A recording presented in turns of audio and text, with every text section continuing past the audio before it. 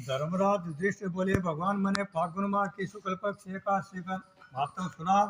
अब आप चैत माह के कृष्ण पक्ष एकादशी के बारे में बताइए। इस एकादशी का नाम, इसमें कौन से देवता की पूजा की जाती है तथा विधि क्या है, सो सब विस्तार पूर्वक कहिए। श्री कृष्ण भगवान बोले, हे राजन, एक समय मानधाता ने लोमस ऋषि से ऐसा ही प्रश्न पूछा था।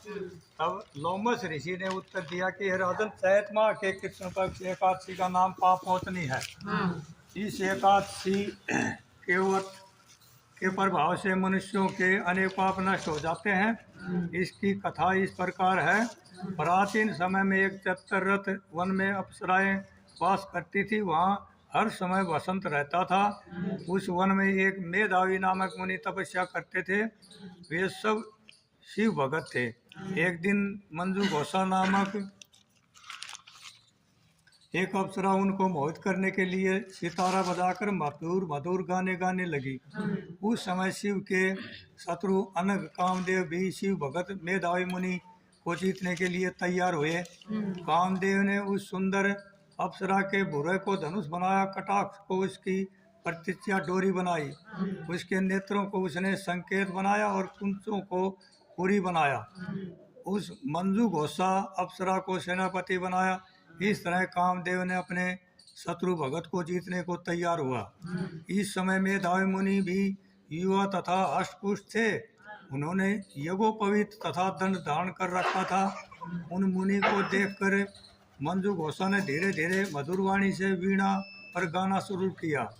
मेधावी मुनि जी मंजू घोषा के मधुर गान पर तथा उसके सौंदर्य पर मोहित हो गए। वह अप्सरा उन मुनि को कामदेव से पीड़ित जानकर आलिंगन करने लगी। वह मुनि उसके सौंदर्य पर मोहित होकर शिव रहस्य को भूल गए और काम के वशीभूत होने के कारण उन्हें दिन रात्रि का कुछ भी ध्यान नहीं रहा। एक दिन मंजू घोषा उस मुनि से बोली, है मुनि, अब मुझे बहुत समय हो गया है, स्वर्ग जाने की आज्ञा दीजिए। उस अप्सरा के ऐसे वचनों को सुनकर मुनि बोले, हे सुंदरी, तू तो आज ही इस संध्या को आई है, अभी प्रांत काल तक ठहरो। मुनि के वचनों को सुनकर वह उनके साथ रमण करने लगी और बहुत समय बिता दिया। फिर उसने मुनि से कहा, हे मुनि, अब आप मुझे स्वर्ग को जाने की आज्ञा दीजिए। मुनि बोले, अरे अभी तो कुछ भी समय नहीं हुआ है, अभी तो कुछ और देर ठहर। इस पर वह अप्सरा बोली, है मुनि, आपकी रात्रि तो बहुत लंबी है। अब आप सोचिए कि मुझे आपके पास आए कितना समय हो गया। उस अप्सरा के वचनों को सुनकर मुनि को ज्ञान प्राप्त हो गया और उस समय का विचार करने लगे।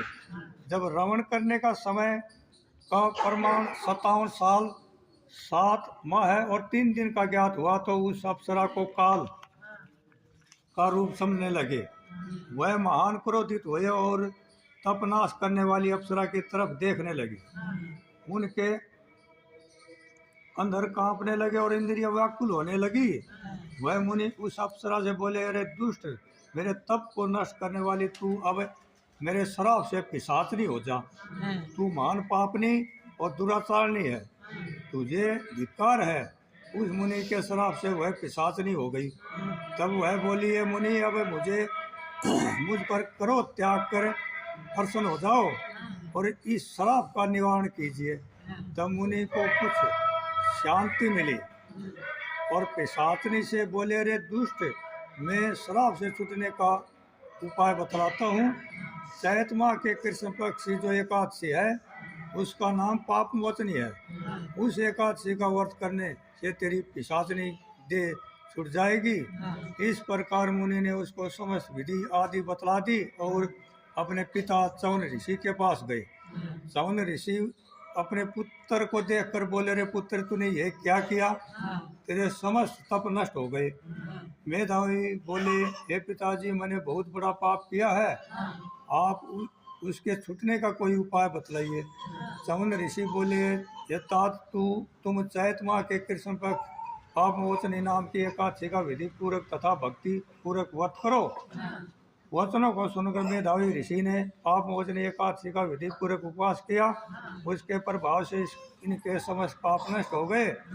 मंजू घोषा अप्सरा भी पाप मोचनी एकादशी का व्रत करने से पिशाचनी की देह से छूट गई और सुंदर रूप धारण करके स्वर्गलोक को चली गई। लोमस बोले, हे राजन, इस पाप मोचनी एकादशी के प्रभाव से सब पाप नष्ट हो जाते हैं। इस एकादशी कथा के श्रवण और पढ़ने से 1000 गोदान करने का फल मिलता है। इस व्रत के करने से ब्रह्मा हत्या करने वाले, गमा करने वाले आदि के पाप नष्ट हो जाते हैं और अंत में स्वर्गलोक को जाते हैं। बोलो ग्यारस माता की जय। बोलो कृष्ण भगवान की जय।